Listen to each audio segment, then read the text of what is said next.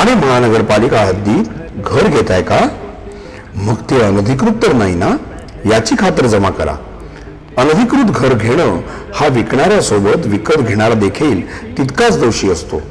तेव्हा घराची डोळस खरेदी करा.